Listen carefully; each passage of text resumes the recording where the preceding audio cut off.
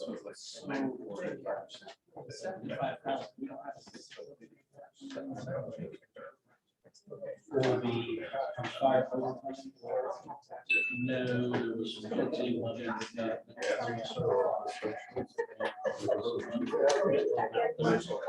right here.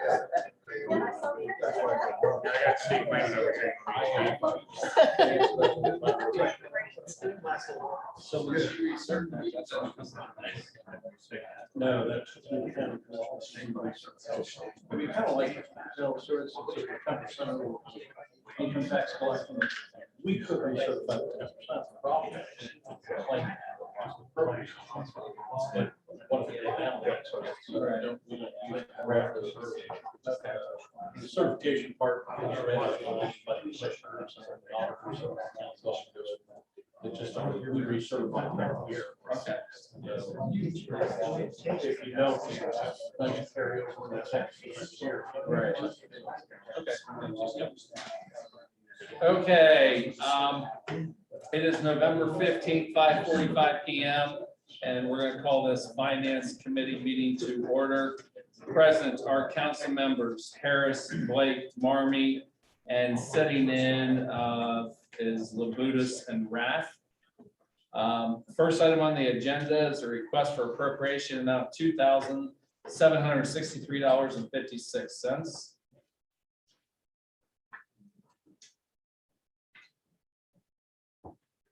Appropriation for the EMS supply grant.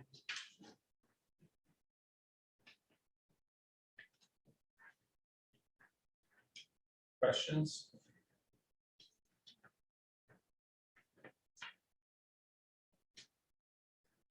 Entertain a motion. Motion. Second. Motion by Labutus, second by Harris. Any further questions and or discussions? Seeing none, all those in favor signify by saying aye. Aye. Those opposed, same sign. That motion passes 5-0. Thank you. Next item on the agenda is a request for appropriation amount of $15,000. Thank you, Mr. Chair. First, I'll start off by saying, if you haven't been up to Cedar Hill Cemetery to look at the cemetery as a whole, there's been a lot of improvements made. The veterans section is another area to continually work on improvements. The dollars that we're asking to be appropriated tonight does come from the veterans here in town. And we're going to make further improvements to the veterans section. But if you haven't been out there, it's really beautiful areas. Motion. What was that? Motion by Rath, second by Harris. Questions and or discussion? Seeing none, all those in favor signify by saying aye. Aye. Those opposed, same sign. That motion passes 5-0. Thank you. Next item on the agenda is a request for appropriation of $250.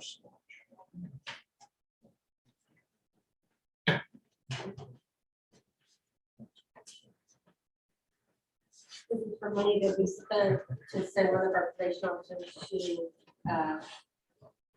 training. He fled and they paid us back $250. Okay. Questions? Motion. Motion by Rath, Second. second by Labutus.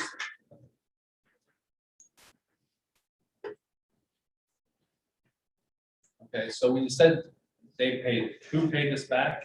The OJACC Okay. that we paid money to for him to do training. Okay, so he ended up not going to the training. Correct. Okay, very good, thank you. Any further questions or discussion? Seeing none, all those in favor signify by saying aye. Aye. Those opposed, same sign. That motion passes 5-0. Next item on the agenda is a request for appropriation in the amount of $75,000. Yes, sir, Mr. Chairman. Excuse me. This is for overtime funds for the fire department. We came to you not too long ago for some additional funds, and we knew at that time it wasn't going to be quite enough to get us to the end of the year. So this additional amount of money should get us safely through the end of the year. Questions? Motion. Second. Motion by Rath, second by Harris. Any further questions and or discussion? Seeing none, all those in favor signify by saying aye. Aye. Those opposed, same sign. That motion passes 5-0. Thank you very much, Director. Next item on the agenda is a request for appropriation amount of $34,565. Thank you, Mr. Chair. This is for the walls of the elevator. As you know, about a year ago, we had an elevator that wasn't running properly. You were supportive of getting that elevator running, and we went to foot pedals on the elevators. Today, they were working on the floor in the elevators, and the last step on them are the ramps. And this does come out of our COVID-19 ARP funds. Questions? Entertain a motion?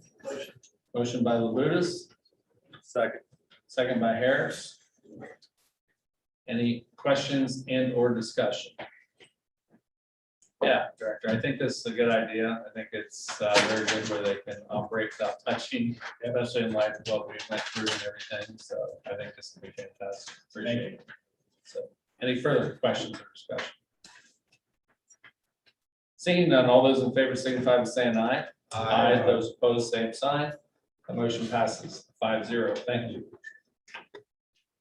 Next item on the agenda is a resolution authorizing and directing the mayor of the city of Newark to prepare and submit applications to the Department of Homeland Security for fiscal year 2021 Fire Act grant programs in support of training programs, equipment purchases, funding for personnel, fire prevention, and fire safety programs throughout the city.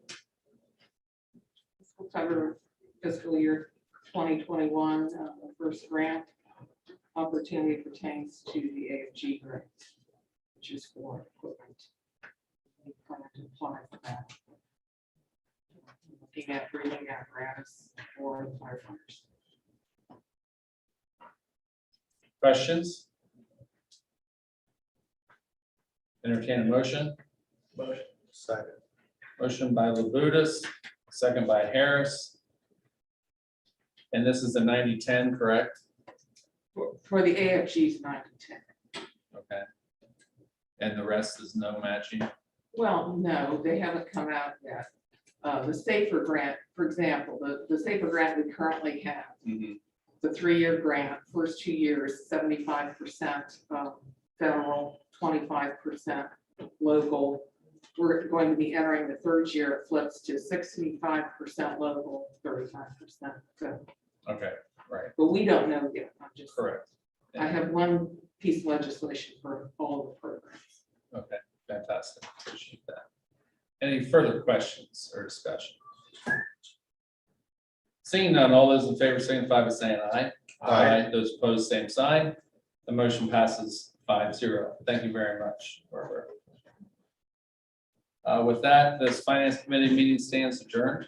Next up is service.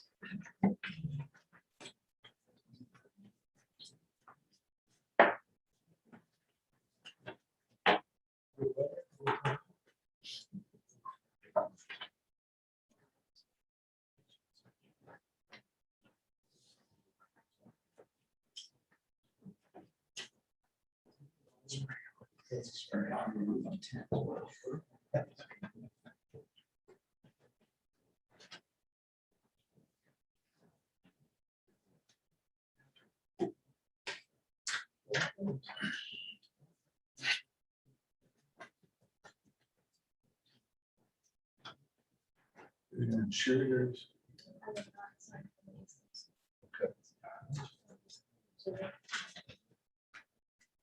Sure.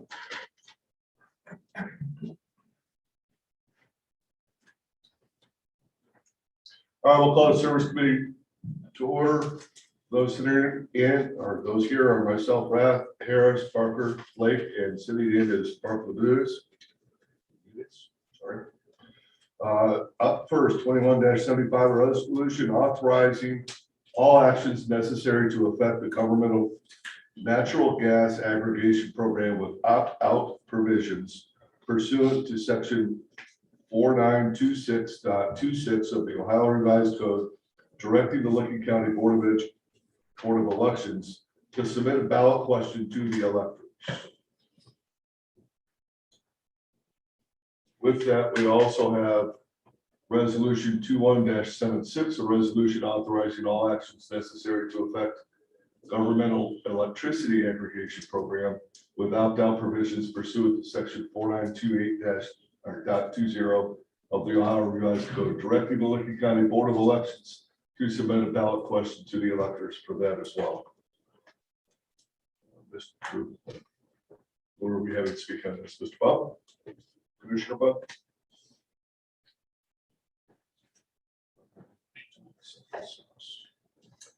Good evening, Mr. Chairman, members, Mayor, Law Director. Nice to see you all this evening. I appreciate the opportunity to revisit the subject. We were here this summer and talked a bit about it, conversation. At the time, we didn't move forward with the November issue, but had talked about coming back this fall on the advice of the chair and the committee to bring forth the consideration again. And so here we are. And the two resolutions are almost identical. The only difference between them are one is for electric aggregation for the residents of the city of Newark, the other is for natural gas. Aggregation is the word that sometimes is aggravating. I like to think of it as group purchasing of electric and natural gas. It benefits all the residents that basically don't aggregate themselves. The only exception would be members of the energy cooperative. Energy cooperatives come under a different section of the law. They already aggregate their own fuel purchases. So they already have the members who are energy co-op, and some of you are in that situation. You already have the advantage of getting aggregated or more competitive pricing on your energy. Why am I here? Why are the commissioners offering this thought? First of all, this is not a Lincoln County government issue. It's something we, the commissioners, have been talking about over the past year. First of all, aggregation is already here in Lincoln County. 4 of the major townships, a significant amount of the population of Western Lincoln County already benefits from aggregation. Etna Township, Harrison Township, both major townships, both have electric and gas. Their residents already benefit. Union Township and Granville Township already have passed electric, and also one municipality, Granville Village, has electric aggregation. So a significant part of our population here in the county already benefits from the opportunity to group purchase and save on the fuel cost, that part of their electric and their gas bill every month. In talking to my fellow county commissioners, we're aware of aggregation. We can't do it for the municipal corporations, only you can bring it to the ballot. So our thought was, let's just have conversation. And we're having a simultaneous conversation with City of Newark, City of Heath, City of Johnstown, City of Pataskala, and 3 of the villages have shown interest in May: St. Louisville, Alexandria, and Hanover. 3 of the other cities already have this scheduled to go before their councils for first reading and consideration. St. Louisville has it on their council agenda for consideration, and they only meet once in December, and they will be considering it in their meeting in December to put it on the ballot. Hanover, our group is going out there to visit with them. They've had it in committee. They like the idea. They're going to bring it forth, and they've asked us to come and answer questions similar to what we're doing tonight. And the other opportunity is Alexandria, and they've already scheduled it for their council for consideration. So I just want you to know this is not the only conversation we're having. We're having it simultaneously with 4 cities and 3 villages simultaneously. The idea is very simple. Let's start to take more of a county-wide approach, a collective approach to group purchasing and aggregation, and put it on the ballot all at once in May, first Tuesday in May. The advantage of doing it in large part together, we can't get everybody together all at once to do it, but this is a significant number, is there's an educational component that goes with explaining what aggregation is as a voter consideration, both for electric and gas. And we're prepared to, through Palmer Energy, which is a company that we're working with, and I'm joined by Kurt Mazurek and Bob Snavely from that company, and the handsome guy in the red vest is John Lights from the County Commissioners Association of Ohio. He's an energy expert. They came over. If you have any questions, they'd be glad to address them tonight. This is it's as close to a win-win as you're ever going to get. It's one of the rare opportunities that a committee can move this to council and a council can consider it. And it's one of the few opportunities that you ever have in your life where you can actually put something before the voters. And if they choose to adopt it, they can actually help themselves financially by saving money on electric and gas. It's that simple. The big question that comes up oftentimes is you aggregate as a group. It's group purchasing. And that's the power of the bigger group. And the bigger the group, the better the opportunity you have to get more competitive pricing. There always will be some residents who say, it's sort of like trying to unify trash pickup in the city or anything else. Not everybody wants to do it. Well, the nice thing is you can opt out at no charge. And by the way, you can opt in also. Someone, let's just say resident John Doe out here says, you're not gonna get me on that. I'd rather pay more for my electric and gas and do what I'm doing. Okay, great. No problem. Opt out, you're done. And by the way, John Doe sells his house and someone from outside the community moves in and they look around and say, it's a real shame John Doe didn't take advantage of the lesser utility option. They can opt back in. So you can enter or depart. There's no charge, there's no harm, no foul. And it's an opportunity. It's an opportunity that the best you can do is take it to council, authorize it for the ballot in May and put it before the voters. We'll work on an educational component to explain it the very best we can for those who will listen and pay attention. I think a good example is that it's already been adopted by residents in Etna, Harrison, Union, Granville, and Granville Village. So obviously other residents of Lincoln County have heard this story, seen the opportunity and gone with it. So that's basically it. And some of you who were on service back in July, maybe when we were in, heard the story. We already talked about it a little bit. And again, my three compatriots there are here to answer questions. So I'm not going to ramble on further. A lot of you are familiar with it. You've read the resolution. We've talked about it before. Do you have any questions or what can I answer for you? So just to refresh everybody's memory, the reason we did not go forward with this the last time this was brought to service committee was because we would not have been able to meet the timeline in order to get this onto the ballot. And that was the sole reason for shooting it down that time. For November. So I do have one question for you. You mentioned several townships that are already using the aggregation at the township, Granville Township, Harrison Union. Harrison Union. How many of those are opt-in versus opt-outs? They're all opted. They're all opt-in. Yes. We're all opt out. Oh, I'm sorry. It's really a good thing I brought it along because you gave me one question. I just looked at it. Can we start that again? I just want to know how Janine's in the right room. I got the interest to see that too, actually. So how Now, many of those are everybody opt-out? starts out in the pool and you can opt out at no charge if you want out. But there was a time when sometimes these issues would be brought as opt-ins and it's almost impossible to make that dynamic work. It's much easier and that's where the approach is typically everywhere. Everybody, if the community votes to aggregate, we come in together as a group and we buy energy as a bigger group and everybody benefits. It's a combined approach and it's group buying. And so you're right, everyone opts in at the start, you may opt out. So of the 4 cities and 3 villages considering this and going through their councils now, The identical resolution. those are all opt-outs. Yes, you have the option to opt out. Okay. Yes. Did you guys want to add anything or correct anything that Commissioner Blunt said? Please correct me if I screwed up. No, absolutely. It's an opt-out program. This is Bob Snavely, by the way. Yeah, I'm sorry, if you're gonna comment. Bob, why don't you come up? If you could come up, state your name and position, and then at least you're on the Sure. microphone. and- Sure, absolutely. Transcribe. Sure. Bob Snavely with Palmer Energy. So to answer your question, Councilman, it's an opt-out program. They're all opt-out programs. And the reason, as the Commissioner was saying, you do an opt-out program rather than an opt-in program is just the sheer purchasing power of numbers.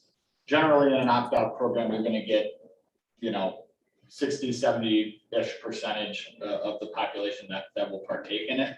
If you do an opt-in program, that number gets small enough to the point where it cuts into savings. And so the only way, we're gonna do this going forward, or make the recommendation to move forward, is if there's savings there. And what we've seen with opt-in programs is there's just not enough buying power to compete. Anybody else on the committee have questions? Mr. Harris. you I go do. first. So say after 2-3 years, you guys raise the rates, or is it a locked in rate forever, or how's that work? Yeah, so generally, we go through an RFP process, and then those results sort of, we'll put together a recommendation, and that recommendation, put it this way, we'll only recommend moving forward if there are savings there. So whether it's 12, 24, or 36 months, depends on, what kind of pricing we get back. Now, at the end of the agreement, for example, say we do a 36-month agreement, we'll go through that process again.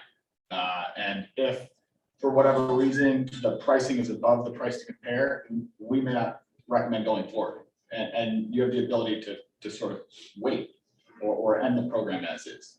Just because it's passed on the ballot doesn't mean you have to go forward with signing a supply contract. It just allows the opportunity to do the RFP process and do the group purchasing.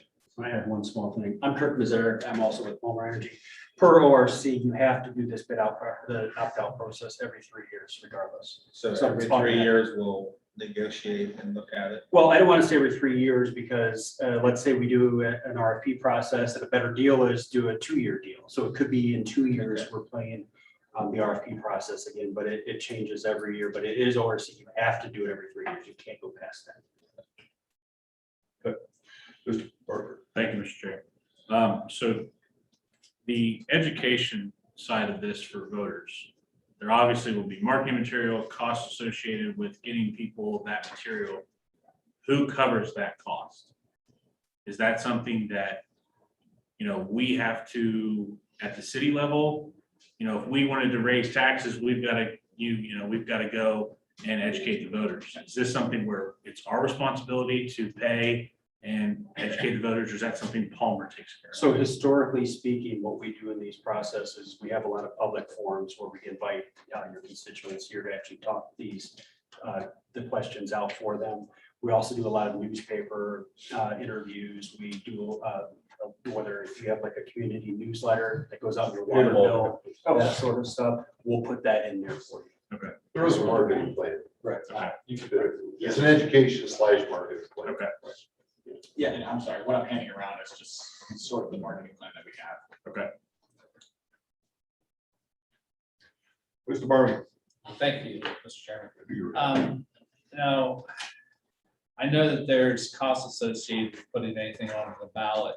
Typically, if there's multiple things on the ballot, then your share of putting something on the ballot is less. As a municipality, I know that in the past, it's been upward of $10,000 if we try to put something on by ourselves. Are we still going to be burdened with that cost as far as putting something on the ballot if there's nothing else scheduled for May? That's a good question because it's hard to tell what's scheduled for May. Exactly. Let me do some research on that, talk to the Board of Elections. Obviously, if there's a countywide issue on the ballot, everybody will ride that ballot. Correct. Let me get clarification on that. Again, it's only November, so Right. we're still kind of, that's the general direction we're headed in. Let me get some clarification as to how the May ballot shaping up. Sure. I appreciate that. Thank you. Mr. Parker. Thank you, Chair. One more question. I just want to confirm, if this passes and you go through an RFP process and you choose a 2-year agreement, and on month 2 of this 2-year agreement, a resident can opt out at no fee.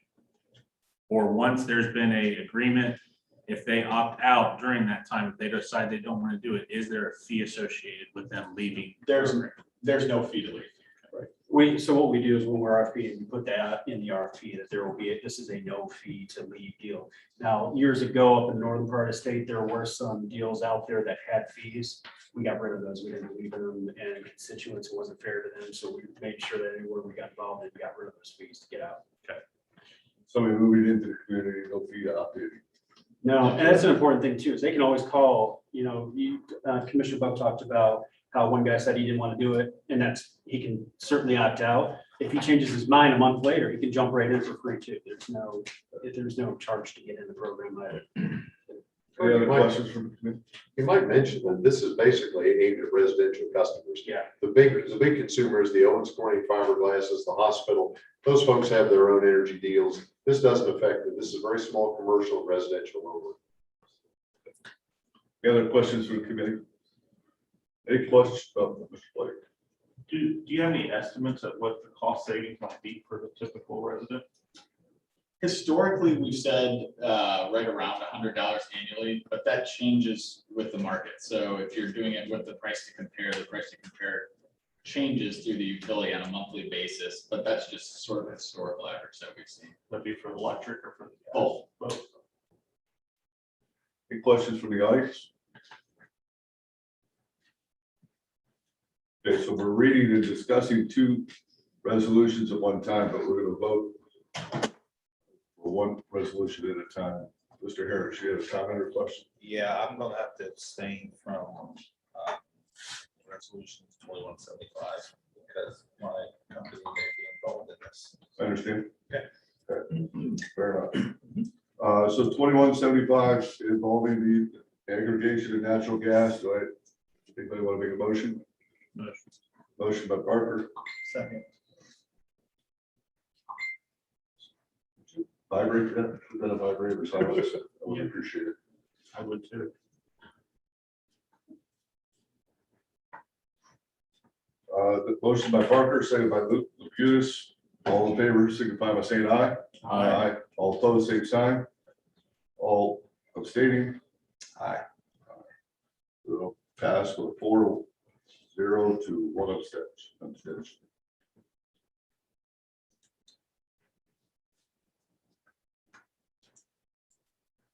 All right, next we'll talk about resolution 21-76, having to do with electricity aggregation. We have a motion. Motion. Motion by Parker. Second. Seconded by Labutus.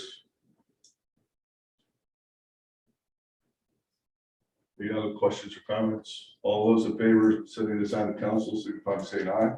Aye. All opposed, same sign. Abstentions. They'll move forward with a 5-0 vote.